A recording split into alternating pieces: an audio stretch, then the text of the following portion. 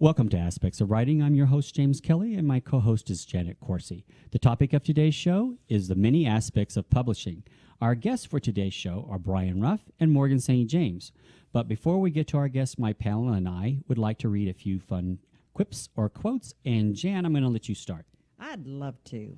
In old days, books were written by men of letters and read by the public. Nowadays, books are written by the public and read by nobody. Oscar Wilde. And Morgan? Yeah, you know, the good news about self-publishing is that you get to do everything yourself. Uh-huh. The bad news about self-publishing is you get to do everything yourself. Lori Lesko. All right. We know. And Brian? To be a successful fiction writer, you have to write well, you have to write a lot, and you got to let them know you've written it. Then rinse and repeat. It's true. Yes. Gerard de Marigny, The Watchman of Ephraim. All right. And mine is, I enjoy self-publishing and sending publishers rejection letters. They're like, who is this guy? And I'm like, the end of your industry. Ryan Lilly. Write like no one is reading. If you are just tuning in, you are listening to Aspects of Writing. Our guests for today's show are Morgan St. James and Brian Rouff, and the topic of the show is the many aspects of publishing. Our first guest is Brian Rouff, and please tell us, Brian, a little about who you are, about your newest book, and the inspiration for it. Well, thank you. In real life, I own a marketing and PR firm called Imagine Communications. Right. About a mile from the studio right here. And Convenient. so we're full service, but one of the areas that we've really started working in within the last couple, 2-3 years is helping authors get their books to market. Uh-huh. And so we can do as much or as little for them. Sometimes they just need a cover design, and we've got a really good graphic arts department. That's Right. the end of the advertisement, by the way. And I'm sure it'll come up again. oh, right? you never know. But sometimes they need everything. Some of them have a great idea, but they're not terrific writers, so we can even ghostwrite it for them. Yeah. Obviously, every author needs a good editor. Right. We have good editors on staff and internal layout people, so we can do as much or as little as they need up to printing of the books. Okay. So the only things that we don't do are after the books are printed, we don't have distribution. Mhm. So we can't get them into Barnes & Noble.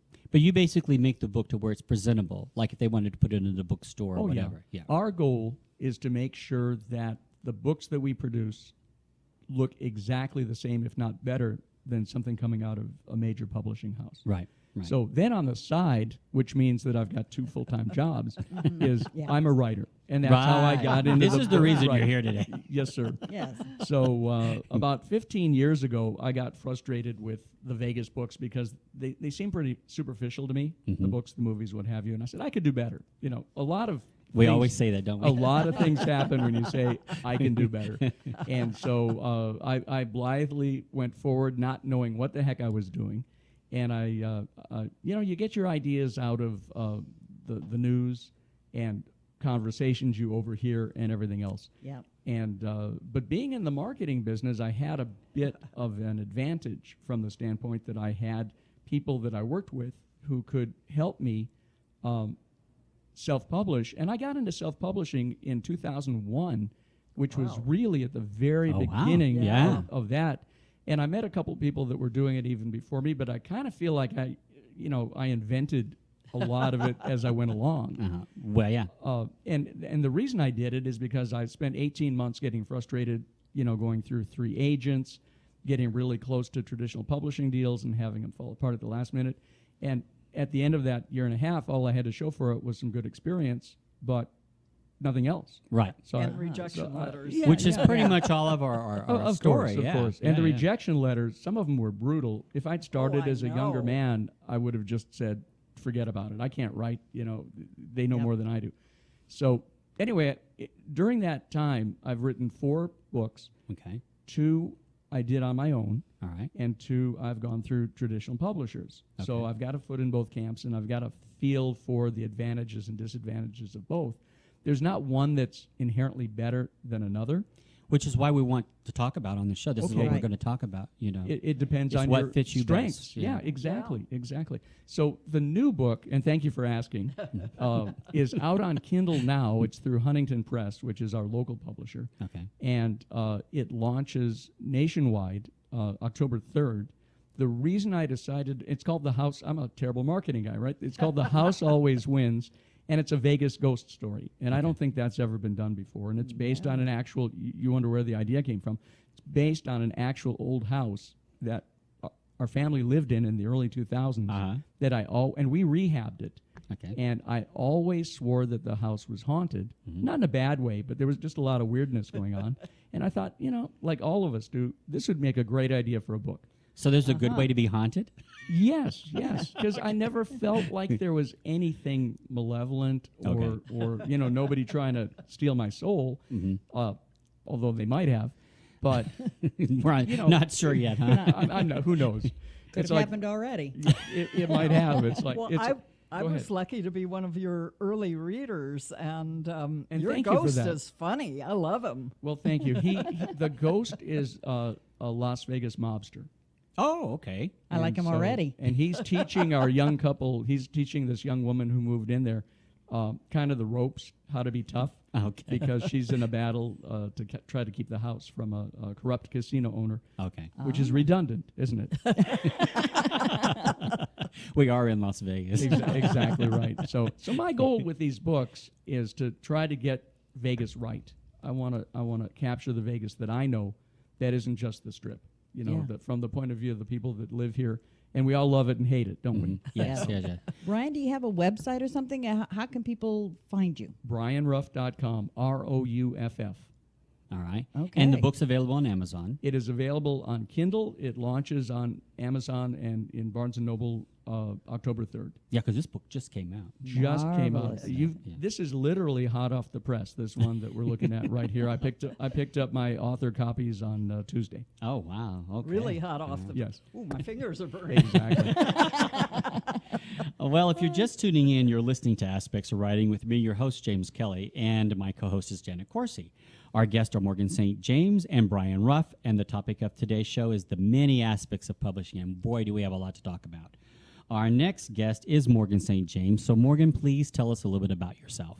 Okay, well, I'm a former interior designer and got into writing in a strange way when I was asked to do an article for a Sharp Designers magazine. And here I am many, many years later with 20 years of writing books under my belt. Yeah. Haven't done any design work in a long time. I got a project for you.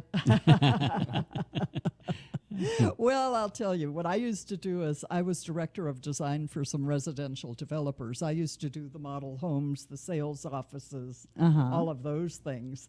And I never had the patience to do residential design. Wow.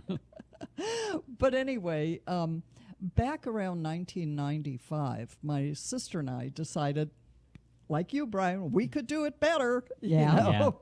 And we were both cozy mystery fans, and we were both published writers, but not in fiction.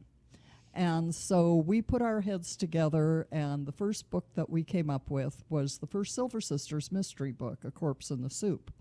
And man, we thought they were going to be flocking to us. You know, we were going to have a publisher hands down. Many, many rejection letters later, we decided we weren't getting an agent except for one who was a scam artist and was wanting a $300 deposit for postage. Been there. Yeah. They deserve their Yeah. reputations. Yes, don't they? yes. Yeah. And so, anyway, one agent, though, was very nice and sent a personal note and said, "It's clear to see you're both polished writers, but you don't know anything about writing fiction." Oh. And so she suggested that we find a manuscript evaluator rather than an editor so that we could learn the things we were doing wrong. And we did, and we worked with her for a year. Our book got a small publisher and won an award. So, that's yeah. good. yeah, so, Yeah. you know, that's good. So you were basically, you were traditionally published in a way. Well, I was definitely traditionally published up until a few years ago. We broke with that particular small publisher because they didn't get it as far as marketing the book once it was published. Yeah. And as I was telling you a little while ago, it didn't go up on Amazon for 10 months. And when we asked them why it wasn't up, they were still loading books from 2 years before. Yeah. So, Ridiculous. yeah, that doesn't make we sense. figured. letter by letter. Yeah, Yeah. yeah, probably. Well, They were actually, typing. what they said is, it's a lot of work to upload those books. Well, why do we have you? So anyway, as soon as our contract was up, we left them. We went to a different publisher, and the series grew, and it's now 4 books. 3 of them were with the second publisher, and they were really a nice publisher. One of the partners got cancer. It was quick acting. She died quickly. Oh, my. The publishing company was wow. Slow down, Morgan. Articulate I am. But it was shut down, and they gave 200 authors back their rights to their books. And so that was when the question of self-publishing came up. And I had some other books with a different traditional publisher. Right. And those contracts were coming up. So I made the decision with my sister that we were going to self-publish the Silver Sisters. Uh-huh. And we did, and we were very happy with it. We liked our covers better than what the publisher gave us. The procedure was relatively easy, but we'd both been involved with, Phyllis was a journalist. We'd been involved with some aspects of publishing. She's a graphics artist. I am very adaptable on a lot of, computer programs, so we had a relatively easy time of it. Let's fast forward, because I'm going to take up this whole time. Well, I would like to know about your new book, your latest book. Now the new book is called Payback, and it is coming out by the end of this month. And it's part of a series that's been put together. You can probably see the first book, or actually second book there, which is Ripoff.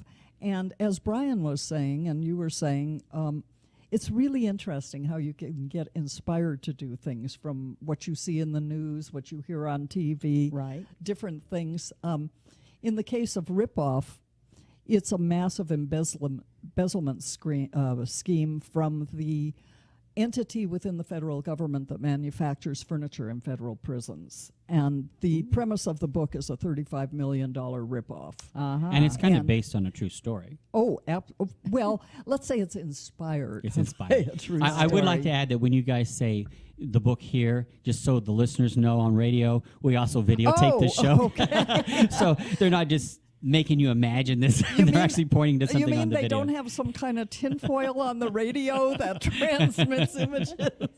But, Not yet. But they can view it on YouTube Right, if they're curious afterwards. Okay, okay.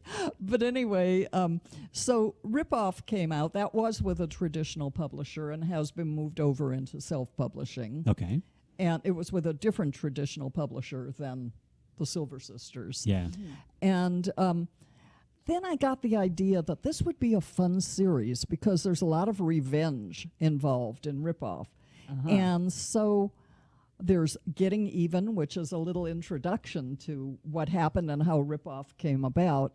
And Payback, I saw some information on the web about a massive drug money laundering scheme that was brought down in the Fashion District in Los Angeles, where they were laundering the money through various manufacturers in the Fashion District and using merchandise to convert U.S. dollars of drug money into pesos because they can't bring the dollars into Mexico. So I thought, oh, this is perfect. This is perfect. You Yeah. know. So that's the scheme in Payback that's being cracked, and there's also a revenge element in it. Very cool. Yeah. Now, where can we learn about your books? Oh, www.morgansaintjames-author.com, and you'll find listings of all my books, and they're all on Amazon. Payback will make number 16. And it's also, all of my books are in most online booksellers in paperback, Kindle, EPUB for other digital platforms, and several of them are also in audiobook, and 2 are in production right now as audiobooks. Oh, okay. All right. And now, Brian, you're a partner in Image Communications, and you've been in media and advertising. And Morgan, you were an interior designer.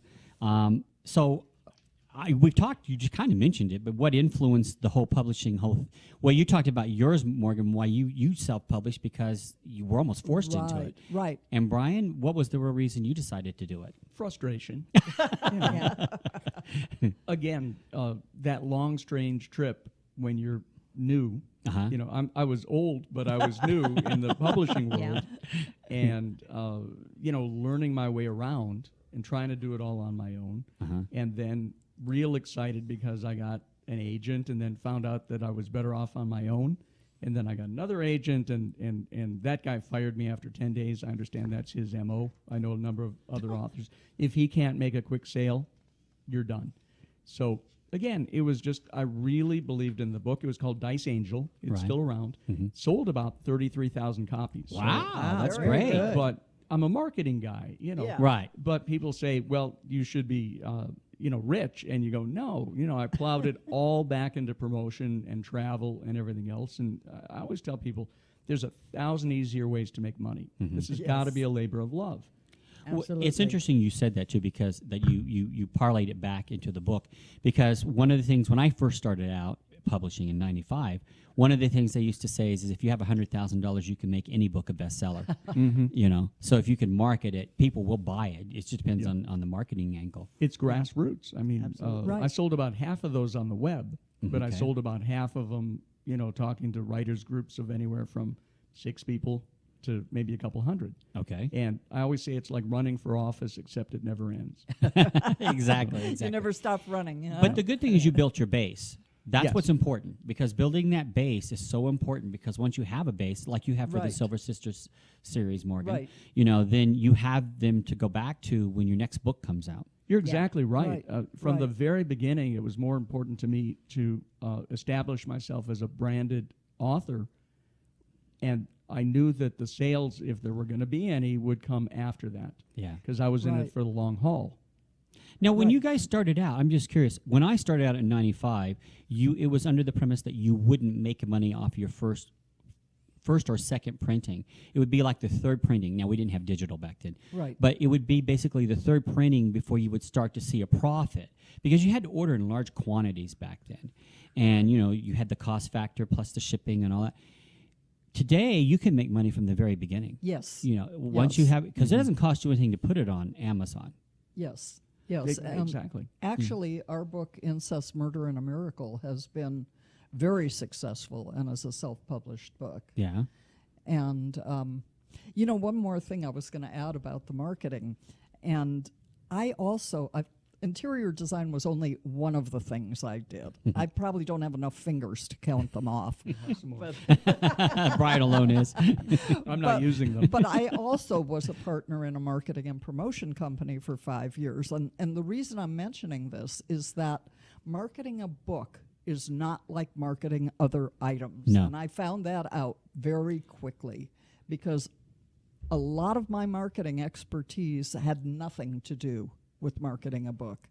You have instincts, but that doesn't do it. Well, you have to put personality into it. We talked about that on one of the past shows, and how we have authors who go to these conventions where you buy a booth, Yeah. and you'll pay anywhere from $25 to $200 or more.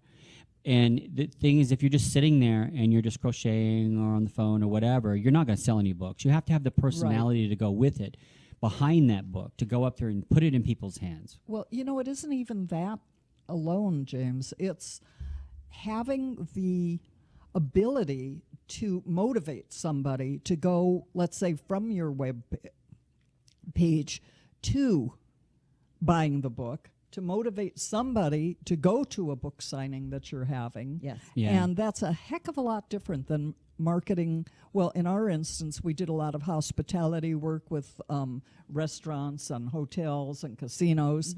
We did things that had no relationship to books. So now I'm trying to sell something that costs $16.95 as opposed to something that might cost hundreds or thousands of dollars, and Yeah. the premise is Right. totally different. Yeah. Well, you know, we talked about that today, Jen. I was somewhere out today, and I was talking to you on my cell phone. I Right. had on speakerphone, and I was talking to someone who was an author, and we were actually talking about how difficult it is to, you know, get out there and market and sell what you're trying to do. Yeah, well, you know, an interesting, I'm so sorry if I'm hijacking No, this. no, that's fine. But an interesting concept is the couple that's profiled in Incest, Murder, and a Miracle. They've been on several TV shows now. And I was asked a very interesting question by them. I helped them write their book. I said that I had run into somebody that I didn't know before, and she asked me what I did. I said I was an author, you know, blah, blah, blah. What's your latest book? Incest, Murder, and a Miracle. Oh, that's about the woman who was abused and had her father killed. And, you know, she said, I know that whole story. I saw it on Discovery ID. Yeah. And she said, now I'm going to buy the book. Well, I told Cheryl and Rob Cuccio what happened, and Rob's question was, why didn't she buy the book when she saw the show? And therein lies the thing, that just because somebody sees something on TV Or here's her on and radio. hears about the book doesn't mean that's going to convert into a sale. Right. Well, actually, and one of the things we talked about today when I was talking to Chris was the fact that she had people in her store, authors into the store, and they didn't do very well with sales. And we were talking about why, because she's an author too. And I said, you know, one of the things I noticed is when these people were in your store doing these sales, not one of them really went out and passed out flyers, did anything like that. I did. So Yeah. probably in fact, Yeah. I know some of the sales they got was the people I sent into the store, because I'm out in the parking lot passing out pamphlets or flyers or business cards. But these authors sometimes will sit back and think, well, let them do it or let someone else do it. Yeah. And you can't do that. No, you know, no. you've got to be out there talking about it to anyone and everyone. You got to be a Carney Barker. You have to. You gotta Absolutely. get out there. And Absolutely. At one Barnes & Noble one, I was grabbing people as they came in the door. I mean, they set one foot in, and the next thing they knew, I Yeah. had them, you know. Yeah. Yeah. Well, you yeah. know, it's interesting because what attracts most people to writing is the solitary life. Yes. They like being alone in their It's thoughts. In true. their You got a head. good point. And then to have them go out and put on a different kind of a hat, You that, do that have to put on another promotional hat. hat, that Yes. Carnival Barker hat, is not comfortable for most of them. No. And so I think that may be one of the reasons why they sit back, is because they don't want to, and they don't know how. Well, I'm going to be honest with you. I'm very much a recluse. You wouldn't know it from being on the radio, but I really am. No. But you know, I would rather be home. I don't want to go out there and face the public and do the signings. But then I realize people want to meet you. They want to know, Sure. who is this person behind Right. this book. And granted, you're not going to reach thousands of people in one sitting. That's not going to happen. But if you've just reached 10, they've got people they're going to talk to and tell them, especially if they like the book. Now they're going to say, and I met this author. So it Yeah. gives people a chance to go out there and spread Right. the word about what you're doing. You're exactly right. One of the things I learned early on is that the public is as interested in the author, if not more, than they are in the book. And so, you know, you are the product. Yeah. You know, Right. more than the book. The books change, but you're the same. Well, and for that moment, you're a celebrity, and they've met a celebrity. Right. Right. And it is true. Yeah. That is It- true. It's in funny. your own little world, right? Yeah. Yeah. My very first book signing, I was so excited. It was the Old Borders up on Sahara in Decatur. And they set me up in front, and I've got a sign, and I've got my books in front of me, and I'm all raring to go. And the first woman that comes up to me says, excuse me, where's the restroom? And, you know, if I was ever going to get a big head, that was the end of that, right? Well, I'm going to tell you something. That's where I started out, Brian. When I had published my book in Atlanta, Georgia. I lived there at the time. And then I took the book, The Emblem. I took that book on the road to California. I did independent stores there. And then I had lived in Vegas once before. And so on my way back, I thought, I'm going to stop in Las Vegas and see what's going on. And then I decided, I don't want to go back to Atlanta. I want to stay back in Las Vegas. So I just moved here on a whim. And someone read my book, took it to the Borders on Sahara and Decatur. And Monica Maselli was the events coordinator there at that time. Yep.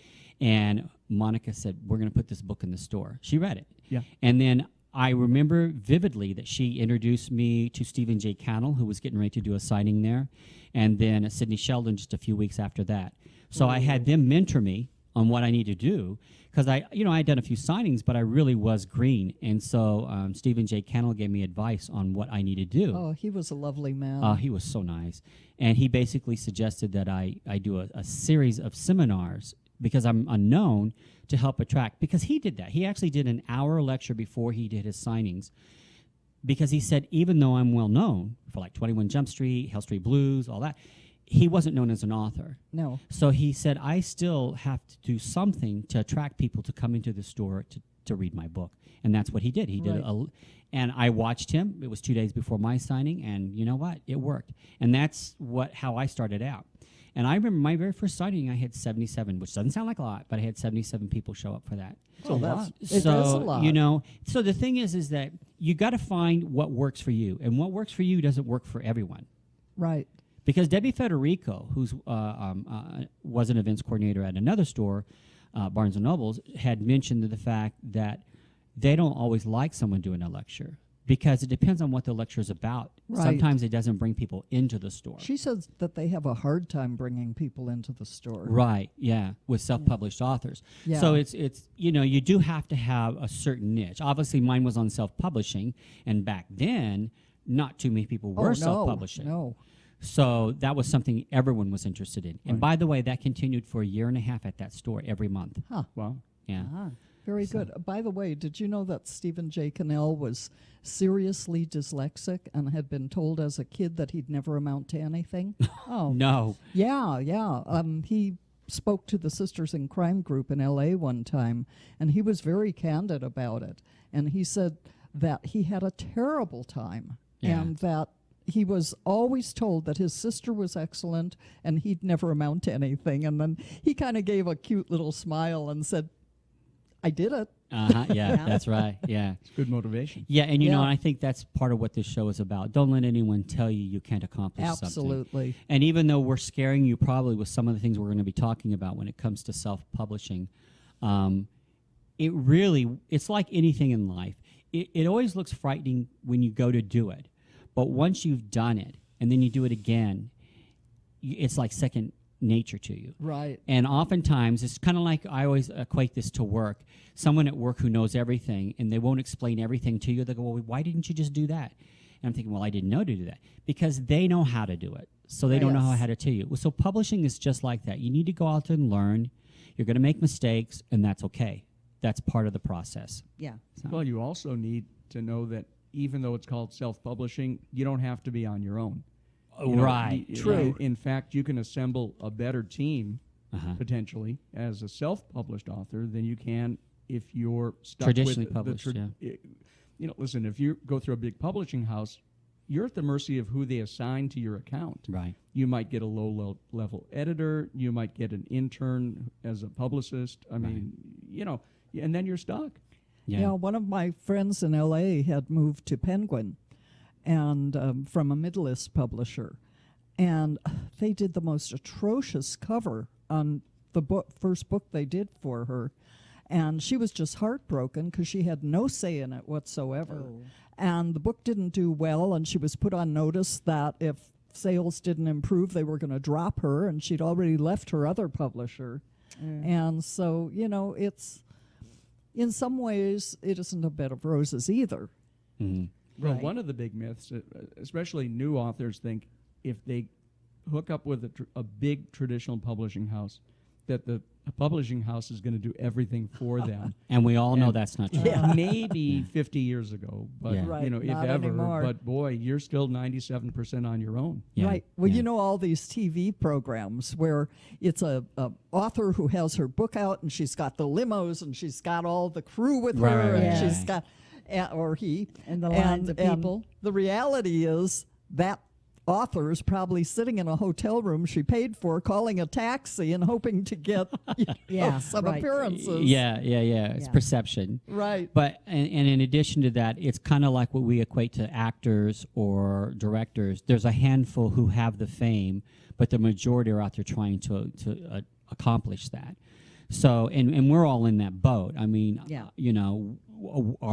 you're at a different level than I am by far. You are, So we're all at different levels, and that's the way it is. It's just like any other Right. industry. Right. You have to work your way to the top Right. and hope you can get there. Right. Michael, row the boat ashore. Yeah, Michael row the boat. Sorry, yeah. But meanwhile, not to get all Pollyanna, but Too late. there's, along the road to success, there's a lot of little victories along the way. Yes. And you True. have to savor those. Yeah. When you get Yes. that first email from somebody and they say, hey, I read your book, it made me laugh, it made me cry, whatever, that's a nice little, pity pat. that'll get you Yeah. through the day. I have a good story for that. Sure. I used to be in the food industry, and I was a waiter at a restaurant, and my first book was out. I was doing the book signing thing, and I waited on this lady from Michigan, and she was reading a Dean Koontz book, and we had discussed it. I won't go into what the discussion was about and how it went, and I said, just keep reading, it'll get better.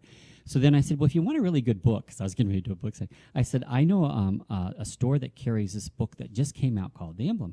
So she said, oh, okay. And she had her own car. She had rented a car while she was here. So anyway, she went that evening, went to the bookstore, and bought that book. She brought it back in with her to the restaurant the next day. I never told her it was me. And so she says, well, I went and got that book. It sounded interesting, so, I'm going to read it, I said, well, would you like me to have the author sign it for you? You know the author? I said, well, yeah, as a matter of fact, I do. And she goes, could you really do that? I'm going to be leaving tomorrow. I said, I can get that for you right now. She goes, really? So I took the book and signed it in front of her. And she said, did you really write that book? And yes, I did. love it. I So love anyway, it. she went home and read that. And she wrote me back one of the nicest. It started off saying, well, I read the book and I thought, oh, God, here it goes. And she wrote the nicest critique for me on that book. But she told friends and they bought it too. Yeah. So you're right. You never know. And it reminded me of what happened with Stephen Colbert. I was watching a daytime talk show, and he was on there with the guy from NCIS LA. And Stephen Colbert was a wannabe actor back then. He was acting but getting no jobs. And he was still working as a waiter. And he reminded him, I waited on you when you got this movie.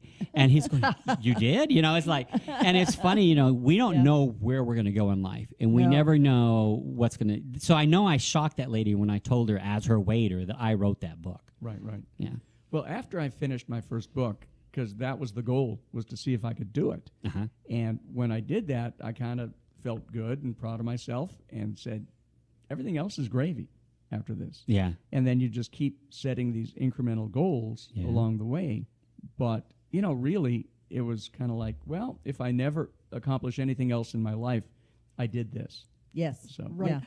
This is a question for all of you. Okay. When you look back on those first efforts, and let's fast forward more books, more years, and you reread it, do you look at it and think you could have done it better? Oh, yes. Oh, Oh, my yeah. God, yeah. well, listen, Absolutely. all of us would Right. continue to rewrite forever if we didn't have a deadline. Yeah, but right? but what that does is shows you how much you've learned from your own experience. Because back when you first published that book, I don't know about you, I thought mine was the greatest thing to come down the pike. Yeah. I and- still do. there you Well, go. when we went from the traditional publisher to self-publishing, we did a big edit on the book. Yeah. Yeah. I know it was the best I could do at that time. Right. And that's one of the other goals when you talk about it is I want each book to push me. Right. And so like with this latest one, The House Always Wins. Thank you. You're welcome. Good, Brett. Am I getting better at this, right? Yeah. I'm a little rusty. Anyway, I wrote from the point of view, first person, 25-year-old young woman. Uh-huh. I'm not that person. No, but you did a great But job. in your of mind, it. you were. Well, listen, I've got grown daughters. I work Yeah. with young women. Yeah. I drove them all crazy asking, do you know this? Do you know that? Because Yeah. I didn't want to do anything that wasn't going to be accurate. Right. And so, for Authentic. example, one of our younger graphic artists is 21. You know what music she listens to all day long? What? Motown. Really? Oh, It yeah? does my heart good. But it's Yeah. great to know that, some of that classic stuff is not getting lost from generation to generation. Right. Yeah. So I could refer to that type of a thing. Well, that's better than a comment I heard one time when somebody was talking about Paul McCartney, and they'd seen him on TV, and this young person in their 20s says, "Yeah, I saw that too. He acted like he was some big deal." Yeah, I think he was or is. All right. We're going to switch here a little bit off our Okay. script. I want to go to, we're going to talk a little bit about the different publishing companies out there. Okay. And the only reason I want to do that is I want people to be aware when you're out there trying to find a publishing companies, these publishing companies, there's so many, and it's hard to know what to do or where to go. And so we're just going to mention them, and then we're going to talk a little bit about maybe we should try something different. Hopefully this will help. And Morgan, I'm going to let you start.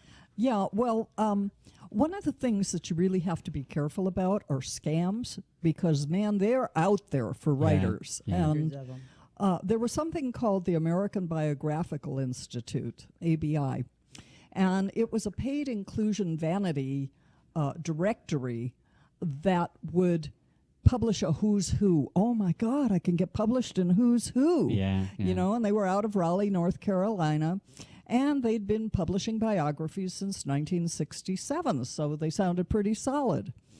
Where they got their revenue was from the sales of fraudulent certificates and the books that they published. Yeah. And every year, the company awarded hundreds of Man of the Year or Woman of the Year awards. And you know what those awards cost the person? Between $195 and $295 each for a So worthless right. award. Well, but see, in that person's mind, they're thinking, I won this award, so now I can say I won this award, which they could.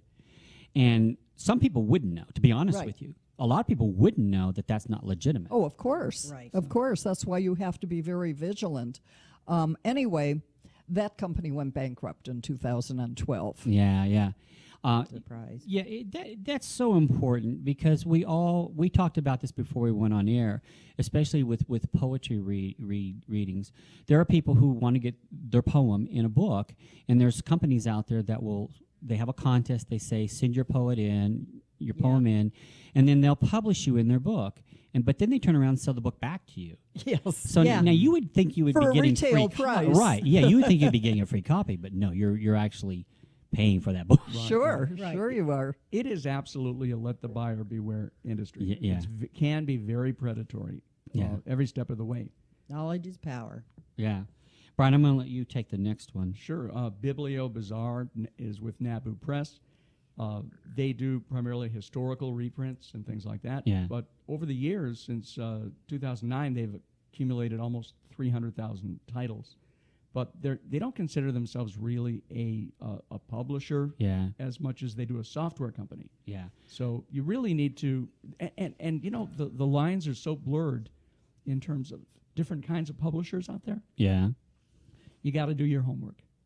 Absolutely. And Jan? Blurb is an American self-publishing platform that enables their users to create, self-publish, promote, share, and sell their own print and ebooks. Blurb offers bookmaking tools, catering to diverse digital skills. And I've got to be honest, when it comes to getting the formatting and all that down, you really. It's nice that there is somebody out there who can help with that you don't have to pay. They're headquartered in San Francisco, and they have delivered more than 14 million books created by more than 500,000 customers. Wow. Yeah, that's extraordinary. I had not heard of them before. yeah. And Yeah. That tells us what we're up against out there, Yeah. all those books and all those authors. and Yeah, 6 absolutely. languages and Yeah. 70 countries and territories. So they're around. They're everywhere. Right, and the reason we're Yeah. talking about the various companies is we're giving information out. So, find which one. Because Brian, you mentioned that you have to find what fits you, what's going to fit you best, what you need. All right, and I'm going to take the next one, which is Amazon.com. I've heard of those guys. Who is Yeah, Amazon? a small little company. Little one, but they started out as a computing company with headquarters in Seattle, Washington. They have several companies, and they diversified into CreateSpace.com. CreateSpace.com, by the way, used to be Custom Flex, which was a distributor for print-on-demand DVDs. Oh. Yeah, Oh, and I then didn't they realize started that. print on demand. So we're going to talk about this because we're going to get into this in a few minutes, but because Amazon also owns Kindle Direct Publishing, and there is a difference. And we're definitely going to go into that in a few minutes because you need to know with CreateSpace, which is still Amazon, why would you go with CreateSpace over Kindle Direct Publishing? Because they now do paperbacks as well. All right. So they also own BookSurge. Have either one of you heard of BookSurge, Jen? I've heard of it. No. I have not. I've heard of it, but I wasn't sure what they do. Exactly. Yeah, but they're also owned by Amazon, and they do print-on-demand production. And let's see, they have printed in. Some publishers felt that this ultimatum amounted to a monopoly. I guess they started buying up all these little companies Okay. that do print-on-demand, and so some people accuse them of doing creating a monopoly. And it says the ethics of the move and its legality under the antitrust law. I guess they were in a little trouble over that. I guess the lesson here is everything is owned by Amazon. Right. If it isn't now, it will be. When are they Exactly. buying your company, Brian? Look, they could have it right now. Let me give them the keys. Now. He's got a sign on the door, "Buy me Amazon." There you go. Right. All right, Morgan. Okay, well, hardcover books used to be so popular, not as popular anymore with the advent of the trade paperback. But there's a company called Friesens Corporation, and they're Canada's largest printer of hardcovered books. They're employee-owned. They specialized in hardcovered books and yearbooks, and they're in Manitoba, Canada. And they also operate a self-publishing subsidiary named Friesen Press. They launched that in 2009. They're Canada's largest printer of hardcover books. And they've been rated as one of Canada's best 50 managed companies, and on several occasions, not just once. So in 2006, which, oh my God, time passes, that's yeah. 11 years ago, Almost 12. they were number 81 of the top 400 printing companies in the United States and Canada. Yeah. Wow, You know what I like learning about this company is one of the things we do as self-published authors, it's really hard to find someone who does hardcover Yes. books at a reasonable cost. Yes. You can find them, but they can often get, sometimes get expensive. Very So- hard to get a markup on. Yeah, and I really, until we did the research on this, did not know about this company. So for anyone interested in doing a hardback, and a lot of children's books are done in hardback. So if you're, do you write children's books, Morgan? I did one children's book, but it's only available on Kindle Yeah. because children's books, especially this one is an illustrated picture book for younger kids, and those are very expensive to print. Right, and that's why I was really interesting to hear about this company, because I have several children's books that I have yet to get out. They're finished. I just need to get them Yeah. printed. And looking for someone at a reasonable cost was the problem. Right. Well, you know what my thing was on that? It's a book that I wrote, believe it or not, back in the 70s. It really was the very first book I wrote. Okay. Uh-huh. But every kid has some device that they can read a digital book on now, even the little ones. Yeah, that's right. Yeah, absolutely. Brian, I'm going to let you take the next one. Well, this one I've actually heard of because I know. Yes. We all have, I Of think. course we have. Yes, when I I've broke heard of in, it too. when I broke into self-publishing in the early 2000s, there was a company around, and I guess they're still around, iUniverse, and I actually looked into that as an option before I decided to go off and do everything on my own. One of the reasons is because I thought that they were expensive.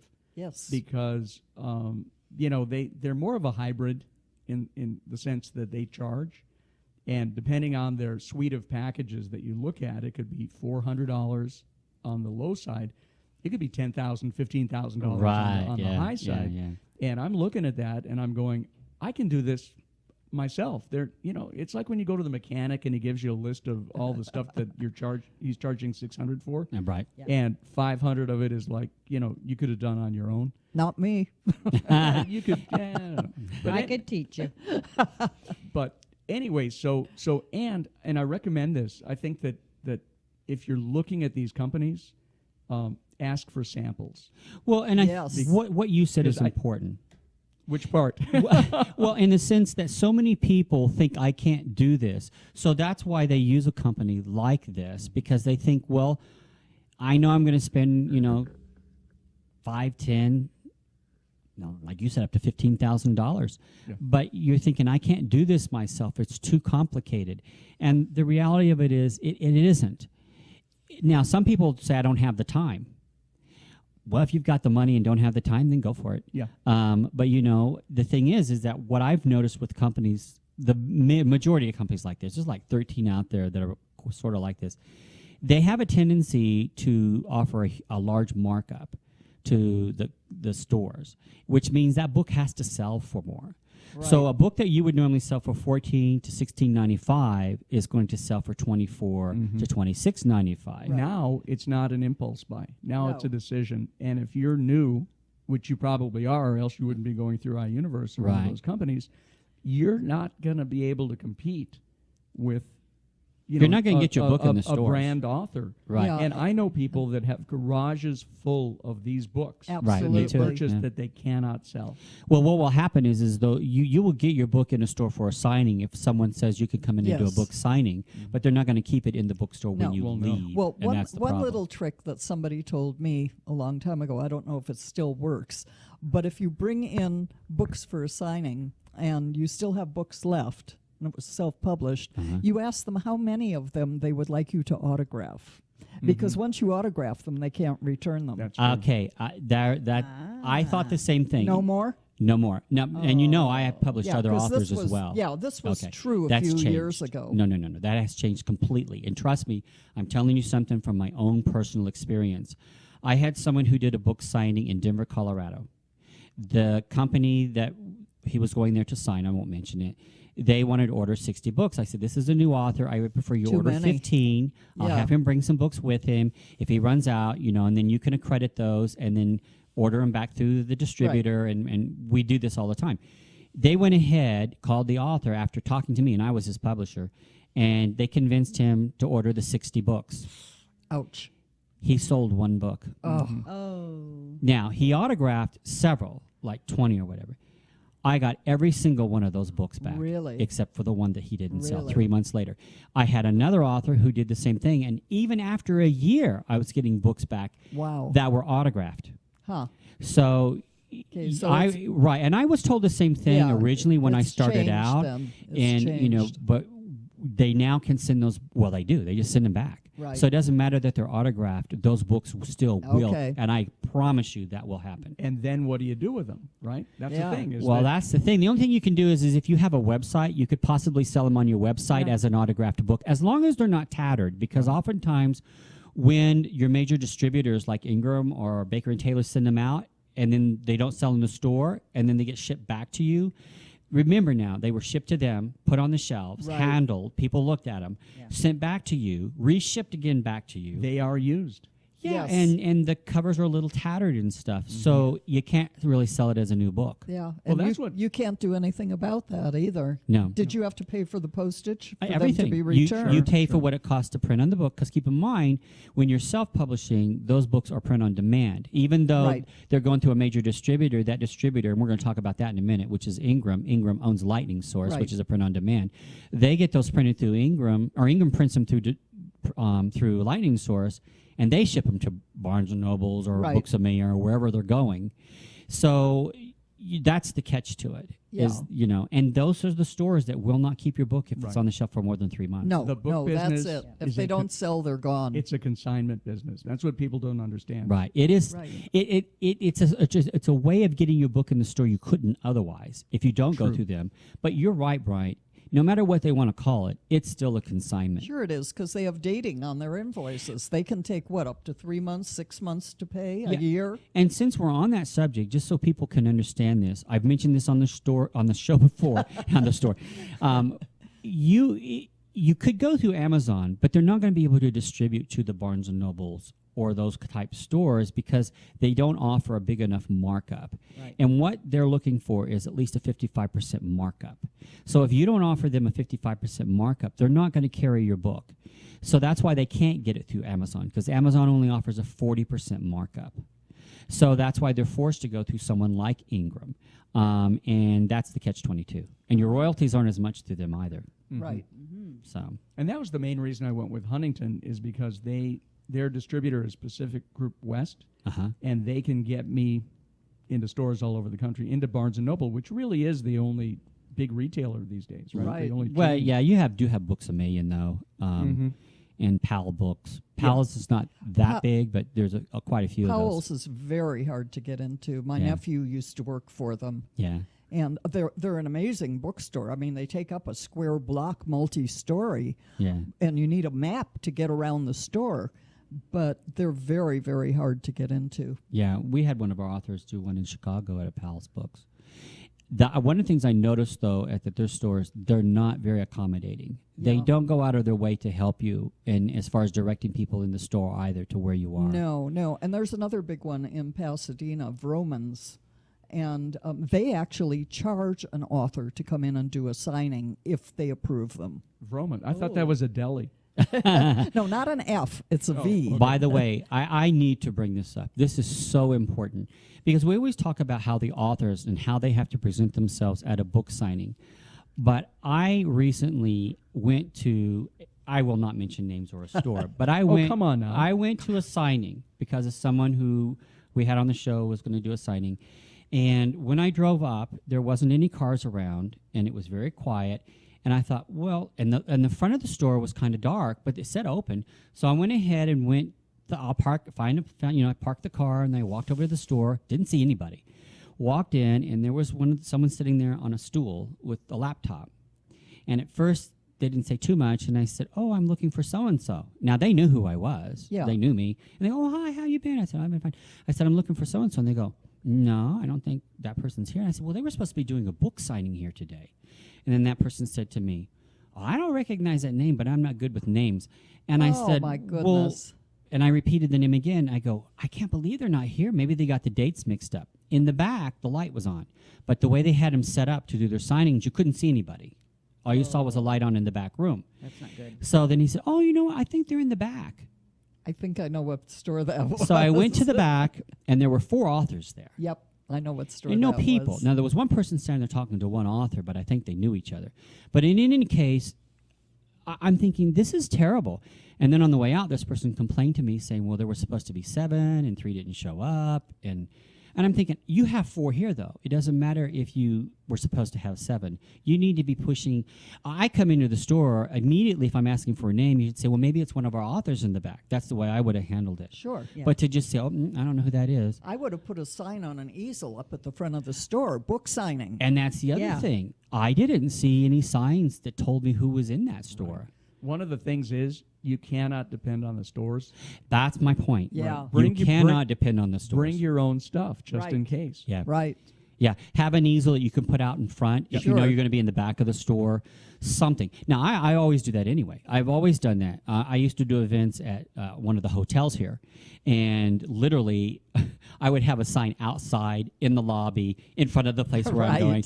And even when I did an event upstairs in one of their banquet rooms one time, I actually had someone standing outside by the sign to direct people and actually escort them upstairs. Right. Yeah. And you know, if you dress them up like a clown, it's even better. Yeah. No, Well, I don't it's know. I haven't not. seen the new movie No. that's out Wait, there. wait that's a why. minute. That's why I said that. It's Yeah. either better or creepier. I Yeah. forget which. Wait a minute. The movie It is out. Yeah. Exactly. Daughter went and saw that. She scared her. All right. So, Jan, I'm going to let you take the next one. Author Solutions is the parent company of the self-publishing companies Imprints, Author's House, iUniverse, and Tranford Publishing, Ex Libris, and Paley Brio. Okay. Paley Brio. Let's not go there All right. today. And Book Tango. Author Solutions also maintains partnership with the traditional book publishing Simon & Schuster. Let's see, as well as with Authors Digest, Abbott Press, Hay House, Balboa Press, and Thomas Nelson. Author Solutions is headquartered in Bloomington, Indiana, founded in 2007. Everything should be in 1900. In 2007, I'm too old for this. Author Solutions report to publishing 190,000 titles written by 150,000 authors. That's marvelous. And that was in 1 year. 2007. And you know, the average author there is going to sell 100 copies. Right. Yeah. Yeah, We've and- mentioned that and- before. If you sell 100 copies, then you Right. did well as a self-published author. And with Correct. that amount of authors, the question of quality comes into play. Yeah. Are Oh, they yeah. publishing everybody? Probably. Yeah. Oh, well, no, they do. You pay them. That's the thing Right. with It's these a companies. vanity Right. press. They even don't even really edit. And I know that because I had an author who came to me who was published through one of those type companies, and she came to me with her book, and I was like amazed. Not only was the cover was something she did, so I'm not going to slam the cover. Yeah. But the thing is that they didn't tell her we need to enhance this, and the fact that they didn't really edit it at all, and they charged her for this. Sure. She's paid several $1,000s. And then, so I was really blown away that that's what they charged her, and really did nothing. And this is one of the companies that her book was selling for $26.95 in the store. Yeah. Wow. I saw one of those books. It was double spaced. Oh, yeah, hers was too. Or yeah. with an unjustified margin. yeah, yeah. Well, I'll tell Yeah. you what makes me feel good about this. If you look at the numbers, the 190,000 and 150 authors, 40,000 of these people felt comfortable enough to write that second book Wow. and get it published. Wow. Well, you know, Jan, we actually have a friend who published through Yeah. one of those as well. There's So- one problem with that whole thing, though. You know, for years, self-publishing had a stigma to it. Right. And when you see a bunch of self-published books like that out there that are of poor quality, Right. that's what feeds that perception. Exactly. Yeah. Exactly. Yeah. Yeah. I mean, I think the perception is better than it was, Oh, it is better. but still, you know, we're still second-class citizens for the most part. Yeah, I know. Sometimes I've had somebody say to me, "What? That's self-published?" You know, but I don't promote it. I make my books look like they came from a different publisher, Right. complete with logo and everything. You know, but people are surprised when they're holding a quality book and it's self-published. Well, Jan, I'm going to skip down to a little bit on Okay. page 4 because it talks about how a lot of these same publishers we're talking about, they merged with Random House to form Penguin Random House. And it goes on to say that there was a suit that was filed against them, a Right. potential class action Yeah. suit. Damages of $5 million were sought. Publishers Weekly reports that the suit has been filed in Southern District of New York. In July of 2015, the court denied class action certification to that suit. And in August of 2015, the lawsuit was discontinued without prejudice Whoa. after a settlement was reached between the parties. All right, a second case was dismissed in September. On December 31st of 2015, Author Solutions, which we talked about a few minutes Right. ago, was sold to a different company, and there's ongoing talks there. So I think anytime there's a red flag up, if you're looking at a company, go and see what the statistics of that company are. See if there's a classic, because there's 13 companies out there like that. I did research Yeah. this. So you need to make sure that when you're going through these, because these are called vanity presses. And I'm going to read that only because we're running out of time. So I'm going to get to that part where we talk about vanity press. And basically it says a vanity press is, the Merriam-Webster Online Dictionary defines a vanity press as a publishing house that publishes books at the author's expense. While Ex Libris does not charge fees up front for authors, it claims not to be a vanity press, on the grounds that ownership of the book remains with the author and it does not force the author to buy copies of the book. On the other side of the debate, it charges upfront fees without a guarantee of sales, and its rates have been reported to higher than those of competitors. That's a vanity press. That's a vanity press. That's a vanity but they don't press. consider themselves a vanity press. Well, they couch it in other things that make it seem like something it isn't. Yeah. Well, we are literally down to the last minute of the show. Oh, we got 2 okay. minutes. So I would like to thank our guests, Brian Rouff, Morgan St. James, and my co-host, Janet Corsi. And Brian, again, where can we learn more about your books? At, well, of course, Amazon, also brianruff.com, and Google me. All right. Last name is Rouff. 2 F's like Frank. All right. And Morgan? Frank. Morgan St. James-author.com, Amazon, Barnes & Noble, Facebook, you name it, I'm there. All right. Well, you can find the video of this show on youtube.com. It'll be up after the show. And just go to youtube.com/aspects of writing. You can also find links to everything on aspectsofwriting.com. And then we're also on iHeartRadio. There's a link on my website at aspects.com for iHeartRadio. We're also on Roku TV, and we're on AMFM247.com. You're everywhere. We're everywhere. And we have 14 terrestrial stations we're on as well. All that's listed on the website. In addition, we archive all of our shows on the Aspects of Writing website. So you can go there and listen to the archived show. So until next week, this is your host, James Kelly, reminding you, if you can dream it, you can write it. Thank you, Brian, and thank you, Morgan. Thank you. More than welcome. Great Thank show. you.